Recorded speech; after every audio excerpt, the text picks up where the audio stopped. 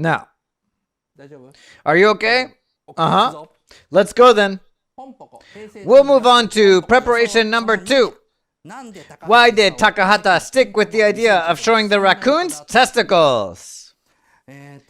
Yes, the testicles. Takahata, just like in Only Yesterday, he did a lot of research to make things more real.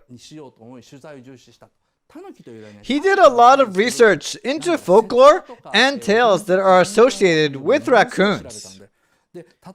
Usually, when raccoons shapeshift, they put a leaf on their heads, or they'll do a somersault, and poof, they're transformed in the smoke.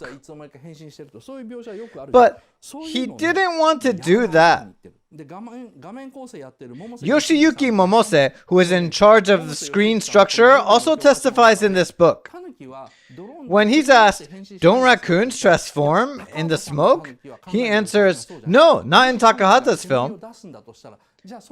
He said if Takahata were to create smoke, he must know exactly where the smoke comes from. That's how he directs films. So Takahata is very specific. He's very faithful to folklore. In this film, the raccoons transmogrify by changing their cells. So if there were to be smoke, he would need a good reason for it. There's a scene where Oroku transforms, and this old woman jumps up and turns into an iron tea kettle. According to Oroku, she focuses mentally and reorganizes every cell in her body in an instant. This is the ultimate miracle of nature, she says. Low-level transformation is just mimicry. You should keep this in mind. For Takahata, transmogrification is done by focusing mentally and converting all the cells in the body to a different form. When you look at this scene in a close-up, you'll see that the crouching body of Oroku gradually turns into an iron tea kettle. Her whole body transforms. Every bit of body tissue transforms. However, some of the other raccoons in this film just change their shapes. What that means is, look at this scene where a high-ranking raccoon called Gyobu changes his shape. This is awkward, but his testicles swell and turn into a toad. And he sits on top of that frog. And this frog spews out smoke from his mouth. Like I said, Takahata needs a reason for everything. When the raccoon's testicles turn into a toad and it spews out smoke, all the raccoons around him run away screaming, meaning he emitted an enormous fart. So Takahata is that kind of director. Unlike Miyazaki, he doesn't want to make fantasy stories. Well, it is a fantasy in a way, but it would be unfair to call it that.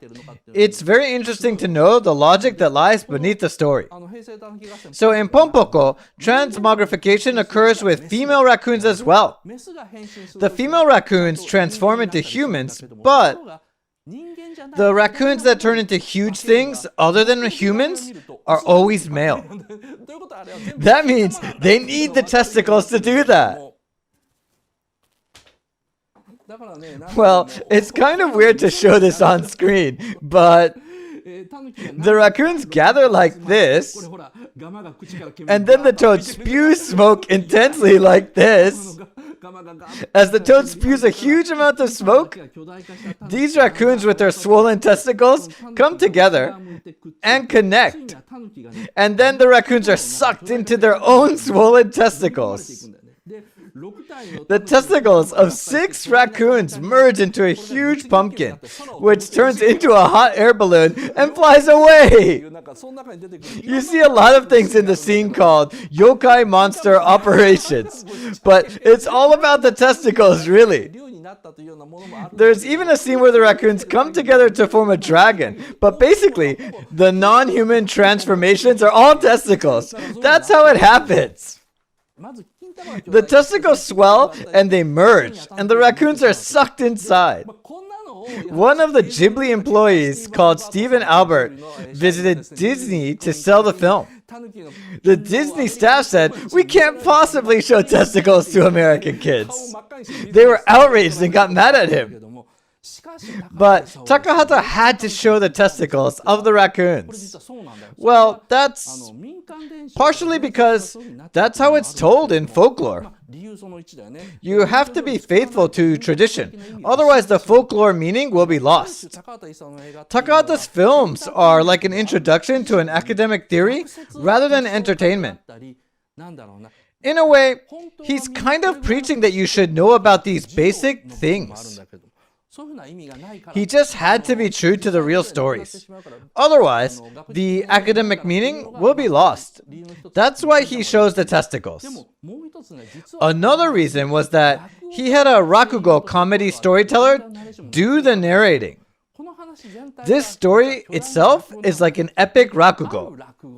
I think only a few people know this, but he's trying to visualize a very interesting rakugo story. I'll give you the answer in the next Nico Nico Live.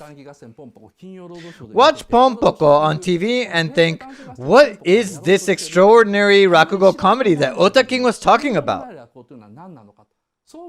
When you think about it that way, you'll understand why he had to include the swollen testicles in the film. So please go ahead and do some research about rakugo comedy.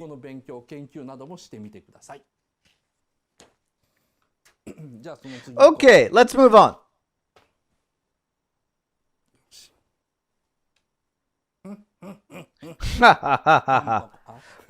Pom Poko is... Oh, sorry, wrong position. Try again. When I tried to move the mouth, the hand stopped. Ha ha ha ha ha.